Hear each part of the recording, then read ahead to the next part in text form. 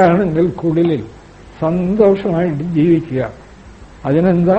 ഒരൊറ്റ മാർഗം, സമയെ ആശ്രയിച്ചുകൊണ്ട് സകലത്തിലും ബ്രഹ്മത്തെ, ഇത് ബ്രഹ്മം, ഇത് ബ്രഹ്മം, ഇത് ബ്രഹ്മം എന്നെങ്കിലും ഉറപ്പിക്കുക. ഉറപ്പിച്ചാൽ മനസ്സിൽ ഏകചിന്ത, അതുറച്ചാൽ പുറത്തും അത് തന്നെ കാണും. മനസ്സിൽ വിവിധ സങ്കല്പങ്ങളില്ലയോ പുറത്ത് പലത് കാണില്ല. ശീലിച്ചു നോക്കുക. മനസ്സിൽ ഒരു സങ്കല്പമേ ഉള്ളോ ആ സങ്കല്പത്തിലുള്ള വസ്തു തന്നെ പുറത്ത് കാണും.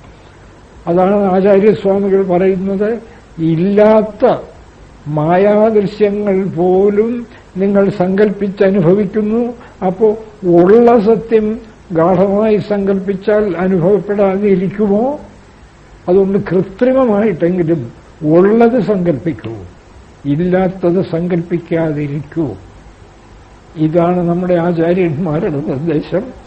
അതിനുള്ള കരുത്ത് ജഗദീശ്വരൻ നമുക്കൊക്കെ ഉണ്ടാക്കി തരട്ടെ.